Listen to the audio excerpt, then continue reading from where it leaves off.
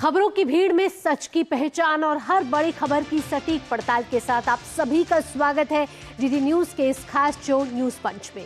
मैं हूं आपके साथ भावना नैयर। न्यूज पंच में हम आपको बताएंगे दिन की सबसे बड़ी खबरें, लेकिन सिर्फ इतना ही नहीं, तथ्यों, आंकड़ों और प्रमाणों के साथ समझेंगे हर खबर का हर एक पहलू, जानेंगे हर एक बिंदु, जानेंगे उसके मायने और समझेंगे उसका असर। देश के कोने कोने से मौजूद रहेंगे हमारे संवाददाता, जो आपको देंगे ग्राउंड जीरो से हर अहम अपडेट। हर खबर पर होगी पैनी नजर, हर मुद्दे पर होगा सटीक पड़ताल और हर सवाल का मिलेगा तथ्यों के साथ आपको जवाब। चलिए सबसे पहले रुख कर लेते हैं टॉप लाइंस का।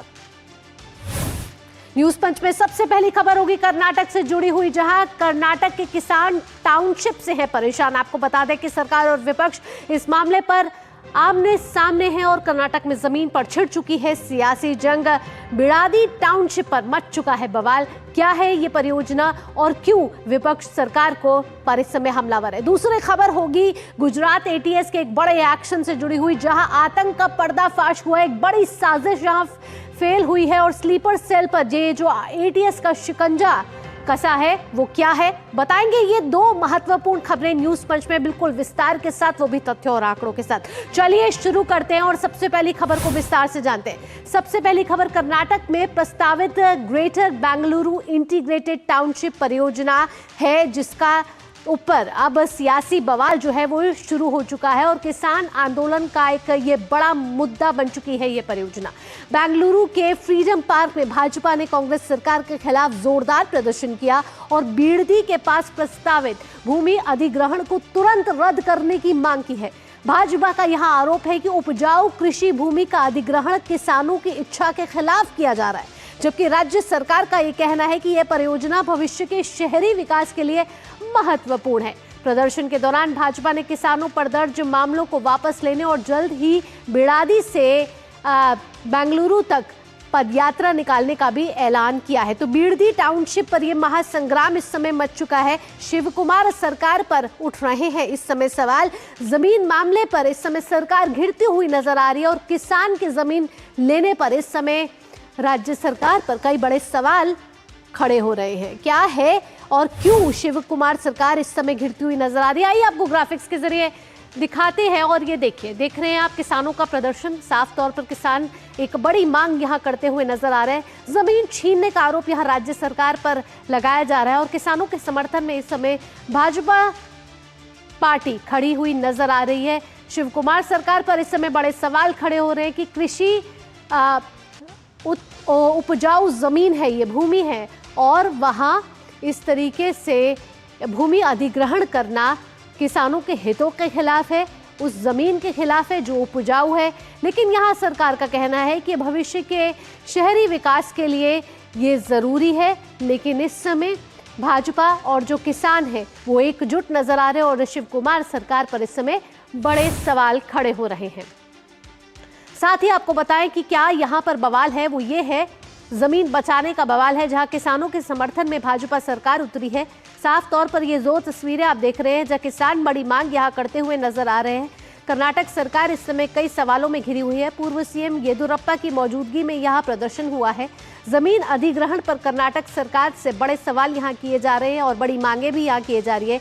डीके शिव कुमार को यहां किसानों के जरिए और विपक्ष के जरिए लैंड माफिया का एक टैगलाइन दिया गया। रियल एस्टेट प्रोजेक्ट के नाम पर जमीन यहां अधिग्रहण की जा रही है, अवैध रूप से अधिग्रहण की जा रही है और भूमि माफिया को संरक्षण दे रही है कर्नाटक सरकार। ये कहना है किसानों का और विपक्ष का। किसानों पर दर्ज मुकदमे वापस लेने की मांग यहां की जा रही है, यानी कि किसानों पर जो पुराने दर्ज मुकदमे हैं उनको वापस लेने की यहां मांग की जा रही है।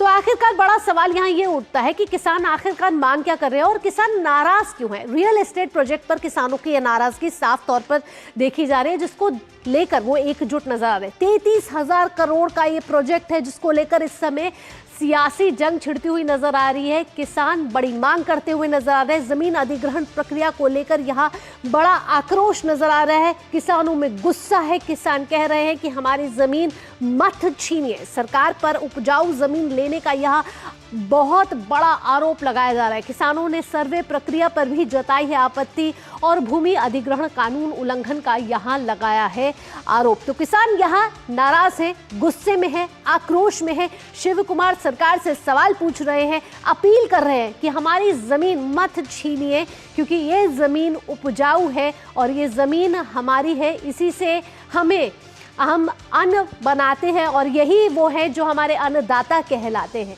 यह क्या कुछ कहना है किसानों का और क्या क्या प्रतिक्रियाएं आ रही हैं सियासी हलकों से, आइए आपको दिखाते हैं। सरकार साथ दे रहे हैं, मगर अभी ऐसा हो गए है लैंड माफिया ही भी सरकार बन गए। कर्नाटका में माफिया सरकार चला रही है। इसलिए what to tell this chief minister, he himself involved, he himself taken so much land in that area. That's why he is very aggressive.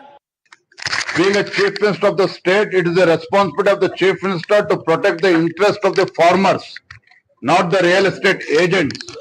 Whereas the land which currently state government is trying to take away are very fertile land which is very useful for the agriculture purpose. Hence, more than 70-80% of the farmers are against this project. Thousands of farmers are requesting that their lands be spared from compulsory forced acquisition. I don't know why the government has to create this AI city only in this particular place.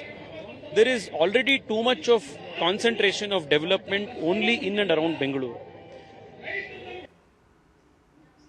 तो यहाँ साफ तौर पर आपने भाजपा की प्रतिक्रिया सुनी, वो साफ तौर पर शिव कुमार सरकार को लैंड माफिया यहाँ कहते हुए नजर आ रहे हैं। लेकिन जिस पर जो ये पूरा सियासी बवाल है वो है बिडती प्रोजेक्ट से जुड़ा हुआ। आइए आपको ग्राफिक्स के जरिए बताते हैं कि क्या है ये बिडती प्रोजेक्ट।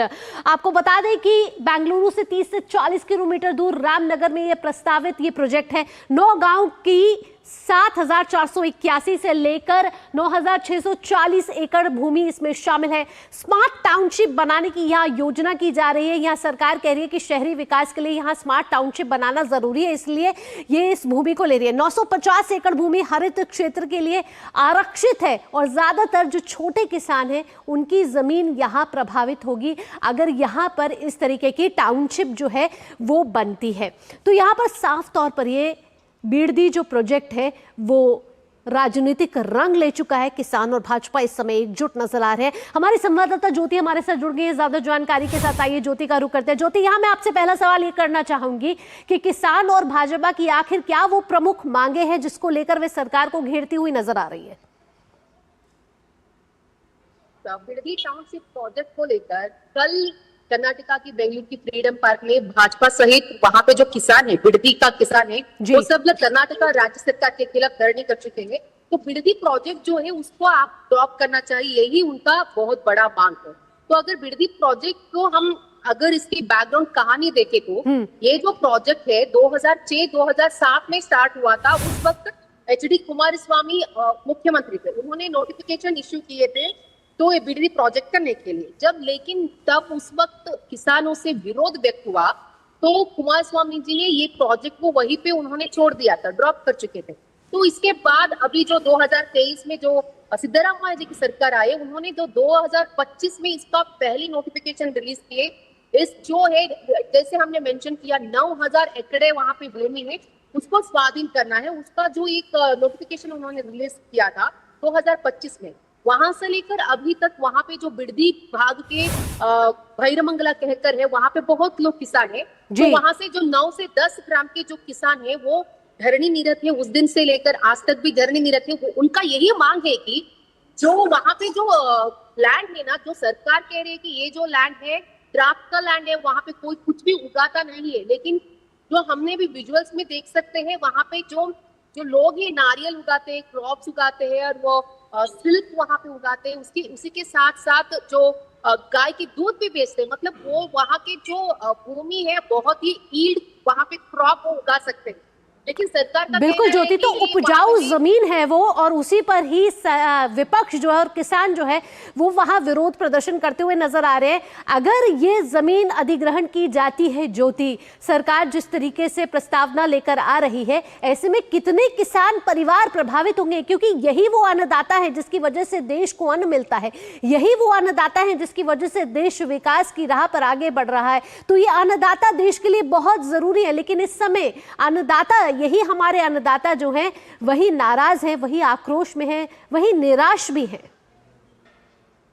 डेफिनेटली, जैसे हम कहते हैं कि जय जवान जय किसान, जैसे जवान को हम मौल्य देते हैं वैसे किसान को भी मौल्य देते हैं। तो हमारी देश की बैकबोन है किसान।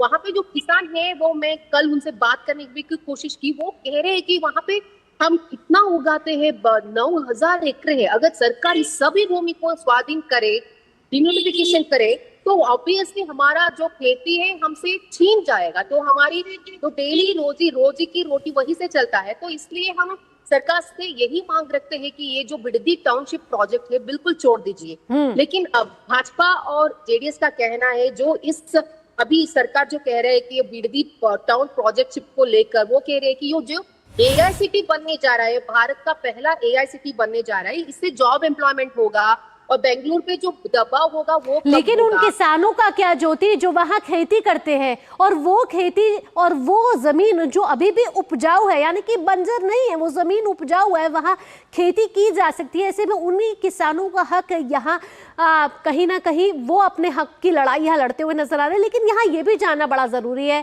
ज्योति कि यहाँ राज्य सरकार की तरफ से क्या सफाई आ रही है, वो क्या सफाई देती हुई नजर आ रही है? क्या वो नहीं जानती कि ये जमीन उपजाऊ है? क्या वे नहीं जानती कि किसानों के हितों के साथ यहाँ खिलवाड़ हो रहा है? क्या वो नहीं जानती कि किसान यहाँ आक्रोश में है? राज्य सरकार का कहना यह है कि जो डीके शिवकुमार जी ने पहले दिन से, जो जब मुख्यमंत्री के पद ग्रहण कर चुके हैं, उस दिन से आज तक वो यही कहते हैं कि एक सेफ गेम प्ले कर रहे हैं। ये जो बिडदी टाउनशिप प्रोजेक्ट है, ये मेरा ड्रीम प्रोजेक्ट नहीं है, इसके ऊपर मेरा कोई ओनरशिप नहीं है। जब एचडी कुमारस्वामी मुख्यमंत्री थे, उनका ही फुटस्टेप मैं फॉलो कर रहा हूँ, इसमें मेरा कोई लेना देना नहीं है। उन्होंने नोटिफिकेशन जारी की थी, मैं उसी को ही फॉलो कर रहा हूँ। लेकिन इस पे यहाँ पे ये ऑब्जर्व करना चाहिए, एचडी कुमारस्वामी किसानों के साथ, जो वो ही कहते हैं, हमने किसानों के साथ 3 बार मैं बात कर चुका हूँ, डिस्कशन कर चुका हूँ। उसके बाद किसानों से विरोध व्यक्त हुआ तो मैं उस प्रोजेक्ट को ड्रॉप कर चुका हूँ। तो अगर एचडी कुमारस्वामी की फुटस्टेप आप फॉलो करते हैं तो आपको ये प्रोजेक्ट को ड्रॉप करना चाहिए। 2 दिन पहले डीके शिवकुमार जी ने प्रेस मीट करके उन्होंने कहा कि कहीं पे भी किसानों की विरोध हम काम नहीं करते, हमारी सरकार जो है किसान की विरोधी सरकार नहीं है, हम किसानों के हित के लिए काम करते हैं। तो उन्होंने प्रेस मीट के बाद ये भी बात की है कि अगर कोई किसान नहीं चाहता है कि उनका भूमि जाए तो वो मत दीजिए, जो किसान चाहते हैं वो हमें भूमि दे सकते हैं। लेकिन प्रैक्टिकली देखिए यहाँ पे कैसे हो सकता है, ये एक बाजू वाले भूमि दे और दूसरे बाजू वाले भूमि ना दे। तो उन्होंने 2 महीने का, यहाँ पे देखिए जो सरकार की डबल स्टैंडर्ड है, उन्होंने ये एक बार वहां पे सीएम अनाउंस कर चुके हैं, यहाँ पे रिव्यू पैनल को हम सेट कर देंगे, जो रिव्यू पैनल 2 महीने वहां पे जाकर साइट की वहां पे इंस्पेक्शन करेंगे और किसानों के साथ बात करेंगे। इसी के साथ साथ कर्नाटका सरकार की और एक डबल स्टैंडर्ड है, फाइनल नोटिफिकेशन अभी जारी कर चुके हैं। 4,000 की ज्यादा एकड़ आप भूमि को स्वाधीन कर सकते हैं। ऐसे ही मुख्यमंत्री श्रीमान डीके शिवकुमार जी ने कहा है, 2 डबल स्टैंडर्ड है यहाँ पे। तो 2 महीने जो उन्होंने समय लिया है, राज्य की जो पक्ष का कहना है, बीजेपी और जेडीएस का कहना है कि यहाँ पे कहीं ना कहीं षड्यंत्र रचा हुआ है, साजिश रचा हुआ है। अभी जेडीएस और भाजपा जैसे आरोप लगा रहे, किसानों के मुंह पर सरकार दबाव लगा रहे, दबाव डाल रहे। तो यहाँ पर किसान को दाल में पक्की बात है कि कुछ काला नजर आ रहा है और भाजपा वहां समर्थन करती हुई नजर आ रही है। अब देखना यह होगा कि डीके शिवकुमार की सरकार क्या इन किसानों की आवाज को सुनती है या इनकी किसानों की आवाज यहाँ दबती हुई नजर आती है। ये देखना होगा आगे की, जब इस परियोजना को लेकर सरकार क्या कोई एक्शन दिखाती है या नहीं। फिलहाल ज्योति, तमाम जानकारियों के साथ आपका बहुत बहुत धन्यवाद। न्यूज पंच में वक्त तो चला एक छोटे से ब्रेक का, लेकिन ब्रेक के बाद जब लौटेंगे तो गुजरात एटीएस का एक बड़ा एक्शन सामने आया है, आतंक का पर्दाफाश हुआ है। क्या, ये सब इस छोटे से ब्रेक के बाद। बने रहिए न्यूज पंच के साथ।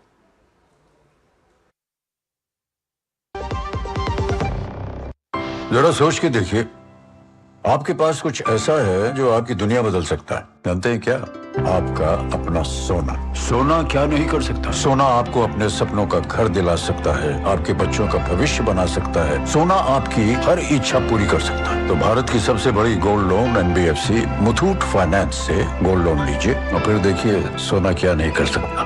मुथूट फाइनेंस, जहां विश्वास ही परंपरा है। कॉल कीजिए 1-800-313-1212। यार कैसे ले पाएंगे घर? नहीं, आज गर्मी बहुत है ना। यस, बहुत ही ज्यादा। पापा, घर खरीदने की प्लानिंग इज नॉट इजी। विनी, लॉन्ग टर्म सेविंग्स का बेस्ट प्लान बताना। LIC protection plus plan. LIC और सेविंग्स। यस, इसमें इंश्योरेंस और फंड्स दोनों में इन्वेस्ट करके गोल्स के हिसाब से सम अश्योर्ड एडजस्ट कर सकते हो। LIC protection plus plan, future insured, growth assured. जब धरती चीर कर निकलता है लोहे का पत्थर और मिलता है मोंगिया के जोश से, फिर तपता है, पिघलता है और बनता है फौलाद। अब होता है सरिया सारी खूबियों के साथ। मोंगिया स्टील, मजबूत देश का मजबूत सरिया। पढ़ता है, खेलता है, झूलता उछलता है, दौड़ता कभी कभी दौड़ कराता है, आगे आगे बढ़ता है इंडिया, अमूल दूध पीता है इंडिया।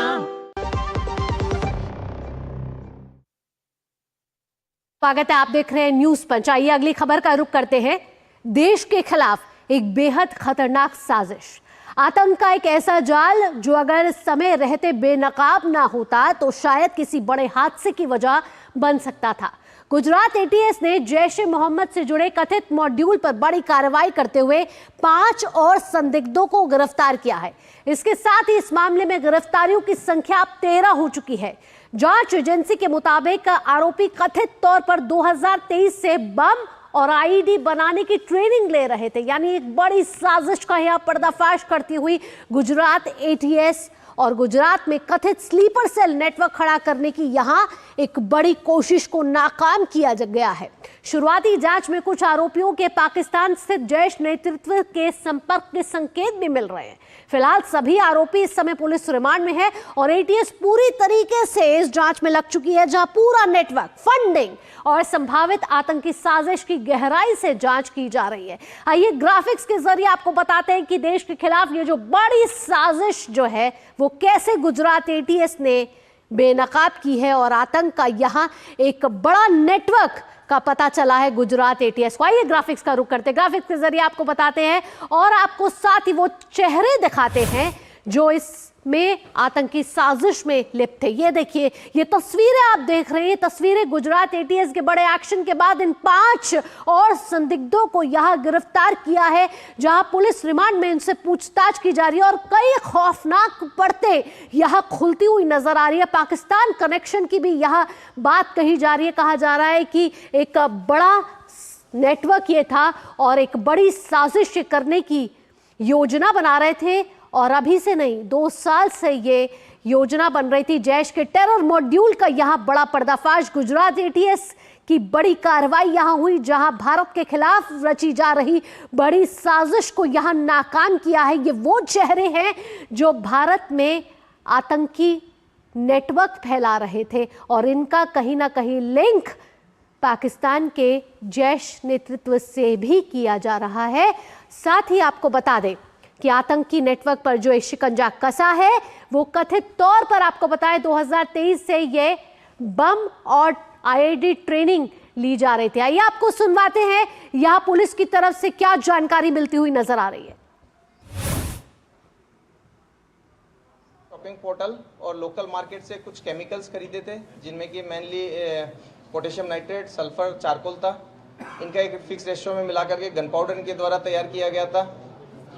ये इनको डेटोनेट करने के लिए अलग अलग तरह की मैकेनिज्म पे काम कर रहे थे।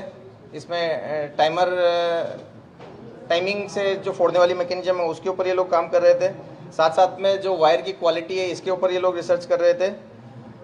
एक्सप्लोसिव को भरने के लिए किस तरह की पाइप्स यूज की जाए, उन पाइप का मैकेनिज्म को वेल्डिंग करवा करके तैयार करना, ये सब ये काम कर रहे थे। इन्होंने पिछले 2-3 साल के अंदर लगभग 8 बार मिलजुल करके इस तरह के एक्सपेरिमेंट किए और इसको एक्सप्लोर करने का ट्राई किया। तो आपने सुना, एक बड़ी साजिश यहाँ रचने की यहाँ कवायद चल रही थी। ये 5 संदिग्ध आप देख रहे हैं साथ में मेरी टीवी स्क्रीन पर। अब इन संदिग्धों को गिरफ्तार कर लिया जा चुका है, पुलिस रिमांड में इन्हें भेज दिया जा चुका है और कुल आरोपियों की संख्या अब 13 हो चुकी है। साथ ही आपको बता दें कि इनसे बहुत आपत्तिजनक सामग्रियां बरामद की गई हैं।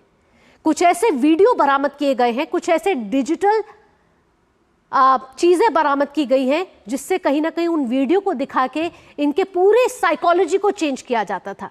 कुछ ऐसी किताबें इनसे मिली हैं कि अगर उस किताब को आप पढ़ लेंगे तो आपका पूरा माइंडसेट चेंज हो जाएगा। संगठन का एक झंडा भी मिला है, एक इलेक्ट्रॉनिक डिवाइस मिली है, नकदी बरामद हुई है और कई अन्य आपत्तिजनक सामग्रियां इनसे बरामद की गई हैं। तो एक यहां बड़ी आतंकी साजिश का भांडाफोड़ गुजरात एडीएस के द्वारा किया गया है। हमारी संवाददाता सुमन हमारे साथ जुड़ रही है ज्यादा जानकारी के साथ गुजरात से। सुमन, यहाँ मैं आपसे पूछना चाहूंगी कि प्रारंभिक जांच में यहाँ बड़े खुलासे होते हुए नजर आ रहे हैं, क्या वो खौफनाक पड़ते हैं जो यहाँ खुलती हुई नजर आ रही है इस आतंकी नेटवर्क जिसका भांडाफोड़ गुजरात एटीएस ने किया है? कुल 13 अभी तक गिरफ्तारियां हो चुकी है और कहा जा रहा है एक बड़ा नेटवर्क है ये। जी बिल्कुल, इसी महीने की शुरुआत में 8 लोगों को जो जैशे मोहम्मद संगठन से जुड़े हैं उनको गिरफ्तार किया गया और अभी हाल ही में 5 लोगों को गिरफ्तार किया गया। इस मॉड्यूल को समझने की कोशिश करें तो इसके पीछे जो इनका एक एजेंडा था, वो सबसे बड़ा एजेंडा ये था कि युवाओं के अंदर कट्टरपंथी विचारधारा को प्रमोट करना और जैशे मोहम्मद का जो आतंकी संगठन है उसके नेटवर्क को एक्टिव करना। साथ ही में आतंकी जो गतिविधियां होती है उसको बढ़ाने का काम ये लोगों को जो है वो कर रहे थे। काफी सारी परतें जो है वो हमने इसके अंदर खुलती हुई देखी है। जब इन लोगों को सबसे पहले जब 8 लोगों को गिरफ्तार किया गया और उनसे जब पूछताछ की गई तो उससे ही वो जो तार है वो अगले 5 लोगों तक जुड़े और उनकी गिरफ्तारी की गई। और जब इन सभी के ये लोग जहाँ रहते थे, जिन जगहों पर इनके ठिकाने थे, जब वहां पर छापेमारी की गई तो बिल्कुल जैसा आपने बताया कि जैशे मोहम्मद के जो झंडे हैं वो मिले, मसूद अजहर जो आतंकी है उसकी जो जिहादी किताबें हैं वो मिली और साथ ही में कई ऐसे जो पत्र है वो इन लोगों ने एक दूसरे को आपस में लिखे थे जानकारी पहुंचाने के लिए, वो पत्र भी जो है वो मिले। और इन लोगों का पूरा जो एक स्ट्रेटेजी था वो पिछले 2023 से 2026 के बीच में इन्होंने लगभग 8 अलग अलग जगह पर जो विस्फोटक है उसके परीक्षण किए थे। विस्फोटक बनाने के लिए ये लोग ऑनलाइन भी कुछ सामग्री इन्होंने खरीदी थी, ऑफलाइन मार्केट में जाके खरीदी थी और इस तरीके से केमिकल को मिक्स करके गन पाउडर जो है वो बनाया था और अलग अलग जगह पर इन्होंने ट्रायल भी किए थे। वो ट्रायल जो है वो फेल भी हुए। तो इस तरीके के पूरा इनकी जो स्ट्रेटेजी है वो चली जा रही है। ये भी बताया जा रहा है कि इन लोगों ने इस समय में 3 बड़ी दावत जो है उसका भी आयोजन किया। इस आयोजन का एक मुख्य हेतु ये था कि लोगों को इस कट्टरपंथी विचारधारा के साथ जोड़ा जाए, साथ ही में युवाओं को, खास तरीके से इनका जो टारगेट था वो युवाओं का था। और जो एक पेन ड्राइव जो वो इन लोगों के पास मिली है उस पेन ड्राइव के अंदर कई ऐसे जिहादी भाषण, उनके वीडियोस जो है वो भी थे और ये जो दावत अरेंज करते थे उन दावत में ये जो भाषण है या फिर जो किताब में लिखी गई बातें हैं वो लोगों को बता के कट्टरपंथी विचारधारा को प्रमोट करने का काम। कहां से गुजरात के कहां से ये पूरा नेटवर्क चल रहा था? और साथ ही साथ आपसे पूछेंगे कि 2023 से ये ऑनलाइन शॉपिंग करते थे, गन पाउडर खरीदते थे और बम परीक्षण की वहीं बैठकर ट्रेनिंग ले रहे थे। जी बिल्कुल, गुजरात के बनासकांठा में जो पाटन जिला है वहां पे साथ ही में सिद्धपुर, वहां से इन लोगों को जो है वो पकड़ा गया है और अलग अलग लोकेशन पर पकड़ा गया है। कई अलग अलग लोकेशन पर इन लोगों ने ट्रायल्स भी की और बिल्कुल 2023 से ये लोग अलग अलग समय पे, अलग अलग समय के गैप पे ये खरीदारी करते थे जिससे लोगों को डाउट ना हो। आप समझिए जो रासायनिक खाद होती है उसके लिए इस्तेमाल किए जाने वाला जो केमिकल है वो इन्होंने खरीदा जो बहुत आसानी से मार्केट में मिल जाता है और ऐसे अलग अलग केमिकल को खरीद के जिससे लोगों को शक भी ना हो और ऐसे अलग अलग केमिकल्स को खरीद के उन्होंने मिक्स किया और वो गन पाउडर जो है वो बनाया। इन लोगों ने गुजरात की 8 अलग अलग जगह जो सुनसान जगह होती थी वहां पर ये समय और मौका देखकर वहां पे ट्रायल करते थे। इस विस्फोटक का ट्रायल करने की जो वो कोशिश है वो करते थे। बिल्कुल सुमन, बहुत बहुत धन्यवाद। तो देखना होगा कि गुजरात एटीएस जब इनसे पूछताछ करेगी तो और क्या तार जुड़ते हुए नजर आएंगे और क्या तफ्तीश में पहलू निकलते हुए नजर आएंगे। फिलहाल गुजरात एटीएस को यहाँ बड़ी कामयाबी मिली है। सुमन, तमाम जानकारियों के साथ आपका बहुत बहुत धन्यवाद। इसी के साथ न्यूज पंच में फिलहाल इतना ही। देश और दुनिया की बाकी खबरों के लिए आप जुड़े रहिए डीडी न्यूज के साथ। अगला कार्यक्रम आप देखने वाले हैं वंदे भारत, मेरी सहयोगी आंचल के साथ। दीजिए अनुमति, नमस्कार।